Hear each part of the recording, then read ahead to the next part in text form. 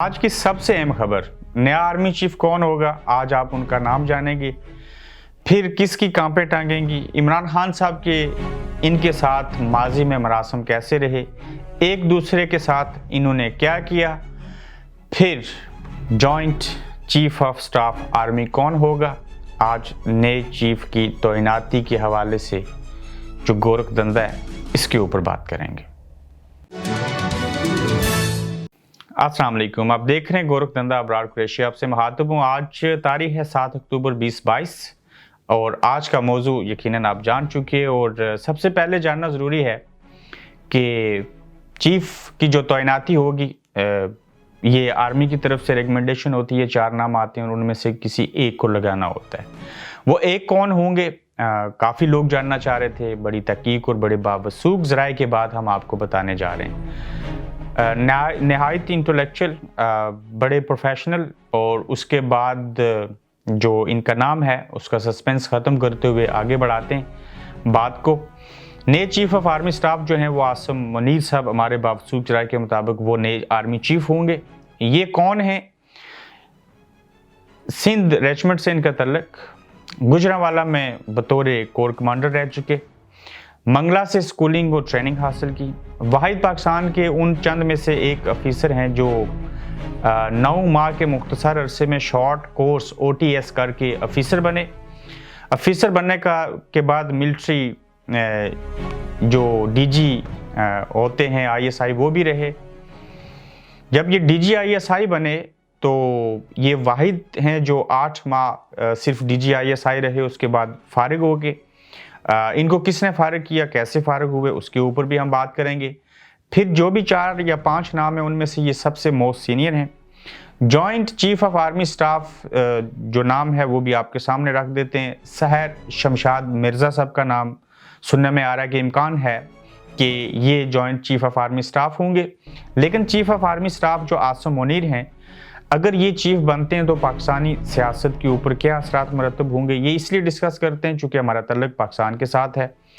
आसिम मुनीर साहब के हवाले से अगर देखा जाए तो जब ये DG ISI बने थे, तो DG ISI जब बने तो इससे कबल भी हमने स्टोरी की थी। एक कहा जाता है, ऐसा सुना गया कि ये 8 माह की जो मुलाजमत जब DG ISI रह चुके तो इमरान खान साहब का दौरे हुकूमत था, तो खान साहब ने इनकी रिप्लेसमेंट में इनको फारिग करके बतौर DG ISI तो जनरल फैज़ हमीद साहब को सामने लाए थे। इससे कबल कभी ऐसे हुआ नहीं था, तो इमरान खान साहब ने इनके साथ ऐसे क्यों किया था, ये वजह भी जान लेते हैं। जब ये DG ISI थे तो उस वक्त एक रिपोर्ट लेके ये इमरान खान साहब के पास गए।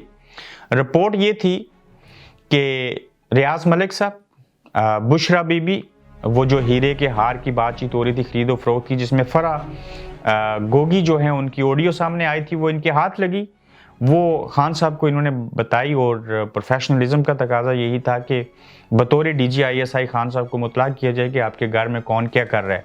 तो इन्होंने जब वो रिपोर्ट दी खान साहब को, तो जो हमारे सोर्सेज हैं उसके मुताबिक हमें पता चला था कि वो वाक़या जो पेश आया, जो रिपोर्ट इन्होंने दी, उसके बाद इनको खान साहब ने बदल दिया, चूँकि इख्तियार होता है वज़ीर आज़म के पास, और जनरल फैज़ हमीद साहब को ले आए थे। यहाँ पे बहुत बड़ा एक सवाल उठता है कि अगर आर्मी खुद डिसीजन लेती है, वो इतने पावरफुल हैं, तो क्या वजह थी कि इमरान खान ने उन्होंने बतौर DG ISI आसिम मुनीर साहब ने अच्छी बात बताई, उसके बावजूद फारिग हुए और वो अपने मनपसंद जनरल फैज़ हमीद को ले आए थे, तो रिएक्ट क्यों नहीं किया गया, रिएक्शन क्यों नहीं दिखाया? उसकी एक वजह है। उसकी वजह कि खान साहब को भी ज़ाहिर आर्मी लेके आई थी, मैनेज करके लाए थे। मैं शुरू से कहता आया हूँ, नई नई हुकूमत थी, चंद माह हुए थे, तो नहीं चाहती थी आर्मी के हम इनके साथ किसी पंगे में पड़ें, चूँकि इल्ज़ाम तो हमारे सारे आएगा और हालात ख़राब होंगे। फिर इसकी दूसरी मिसाल देख लीजिए कि दूसरी बार जब उन्होंने DG ISI जिसको लगा रहे थे, खान साहब वज़ीर आज़म थे, तो जब उन्होंने रिएक्शन दिखाया था ये नहीं ये होना चाहिए, तो फिर क्या हुआ था, खान साहब को उन्हीं DG ISI को, उसी शख्स को लगाना पड़ा था, उसी ऑफिसर को लगाना पड़ा था जो इस्टेब्लिशमेंट चाहती थी। तो वहाँ पे रिएक्शन इसलिए नहीं दिखाया था। अब इस बात से आप अंदाज़ा लगा लीजिए कि जो नए चीफ ऑफ आर्मी स्टाफ होंगे उनके खान साहब के साथ कैसे मरासम हैं, किसको कितनी फ़िक्र है, किसकी क्यों कांपें टांगना शुरू हो जाएंगी। लेकिन ان کے بارے میں جو تحقیق کی، جو ہمیں معلوم ہوا، جس طرح سے یہ شارٹ کورس کر کے آگے بڑھے، پروفیشنل ہیں، لگتا یہ ہے کہ ایسا کچھ نہیں ہوگا، یا ایسا تاثر دینا بھی غلط ہوگا۔ ٹھیک ہے، خان صاحب نے اس وقت ان کے ساتھ ایسا کیا، لیکن یہ بھی کوئی ضروری نہیں ہے کہ ان کے معاملات جو ہیں یا ان کو اس وجہ سے لگایا جا رہا ہے، چونکہ یہ جتنے بھی نام ہیں ان میں سے موسٹ سینئر ہیں۔ نئے چیف کے لگنے سے ملکی سیاست کے اوپر کیا اثرات مرتب ہوں گے؟ دیکھیے، زیادہ حالات تب خراب ہوتے ہیں جب آرمی کی جو 3 سال کی مدت ملازمت ہوتی ہے چیف کی، وہ ختم ہونے کے اوپر آتی ہے، تو ان کو اس خواہش کا وہ اظہار کرتے ہیں کہ ہمیں ایکسٹینشن مل جائے۔ تو جیسے جنرل رائی شریف صاحب کو ملی، ان کو بھی مل گئی۔ پھر نئے چیف کا فائدہ یہ ہوتا ہے کہ ان کو تو 3 سال کو ایکسٹینشن نہیں چاہیے، کوئی کچھ نہیں چاہیے، وہ اپنے ادارے کو، ملکی معاملات کو جس طرح سے جو ان کی ذمہ داریاں ہیں ان کو لے کے آگے بڑھتے ہیں، اور ان کے اوپر کوئی بڑا بوجھ بھی نہیں ہوتا۔ اور ایسے نیا چیف کوئی بھی لگے، اس کے بعد حالات جو ہیں وہ ٹھیک ہو جاتے ہیں۔ اب ایسا ہونے سے ڈیفینیٹلی ظاہر ہے پی ڈی ایم کی حکومت ہے، ان کی مشاورت تو کوئی بھی شامل نہیں ہوگی اس میں، نہ میاں صاحب کوئی نام دے سکتے ہیں۔ پہلے بھی آپ کو کہا تھا، یہ آرمی اپنے اندر سے خود چیزوں کو ایسے لے کے بڑھتی ہے۔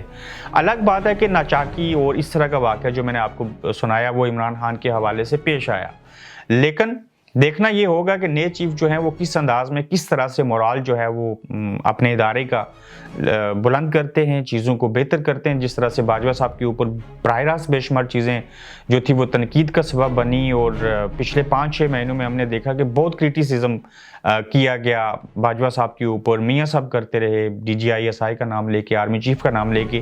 تو نئے چیف جو ہیں وہ اگر پروفیشنل ہیں تو وہ ان ساری چیزوں کو ملکی اور قومی مفاد کے اندر لے کے کیسے آگے بڑھیں گے۔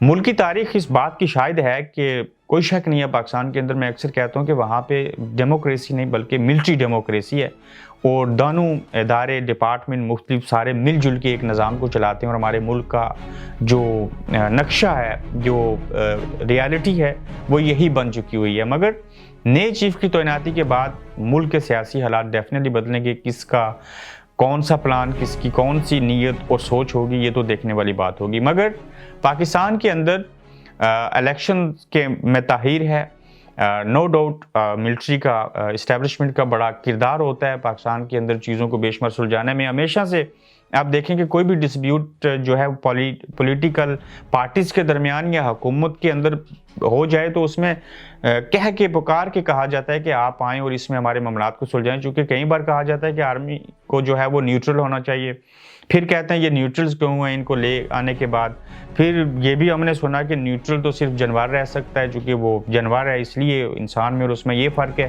تو پاکستانی سیاستدان جتنے بھی ہوں سب اسٹیبلشمنٹ کی مرضی سے ان کے بل بوتے کے اوپر اقتدار میں آتے رہے، 1947 سے لے کے آج تک یہی چیزیں ہوتی آئیں۔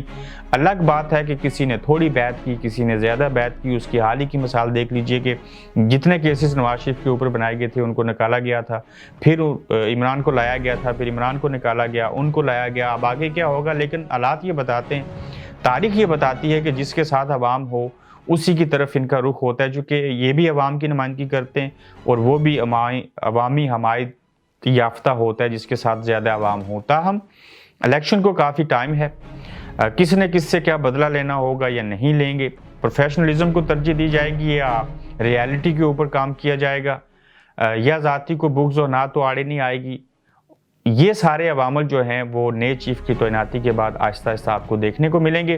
لیکن جتنا وقت الیکشنز کو باقی ہے، جس طرح کے حالات ہیں، جیسے کیسز بن رہے ہیں، پکڑ دکڑ ہو رہی ہے، آڈیو لیکس ہو رہی ہیں، یقیناً طاقت کی جنگ ہے، اختیارات کی جنگ ہے، اناج کا مسئلہ ہے، اور ان سارے مسائل، حالات، نامساعد حالات کے باوجود کس کا رخ کس طرف جائے گا، یہ اونٹ کس کروٹ بیٹھے گا، کس کو کامیابی ملے گی، کون کس کے ساتھ ٹکرا رہا ہے، کیا عمران خان کے ساتھ عوام کھڑے رہیں گے، کیا آڈیو اس کے اوپر اثر انداز ہوں گی، کیا اس کے بعد کوئی ویڈیو بھی آئے گی، پارلیمنٹ کے اندر یہ واپس جائیں گے یا نہیں جائیں گے، الیکشنز کی حتمی تاریخ کب ملے گی، ملک کے اندر سے سیلاب کی بات چیت تو نہیں ہو رہی لیکن یہ کب چیزیں ختم ہوں گی، یہ ساری چیزیں اگلے جو 2 سے 3 ماہ ہیں وہاں تک پورا سینیریو سمجھ آ جائے گا کہ کس نے آگے حکومت میں آنا ہے اور کس کو حکومت سے اور عوام سے دور کرنا ہے۔ تو یہ تھا آج کا قصہ کہانی۔ جنرل عاصم منیر نئے آرمی چیف بنتے ہوئے دکھائی دے رہے ہیں، اور Sahir Shamshad Mirza joint chief of staff army بنیں گے. اپنی رائے کا اظہار کیجیے, اپنا خیال رکھیے, اور پھر اگلے ایپیسوڈ میں آپ سے مزید بات ہوگی. اللہ حافظ. آپ دیکھ رہے ہیں گورکھ دھندا ابرار قریشی کے ساتھ.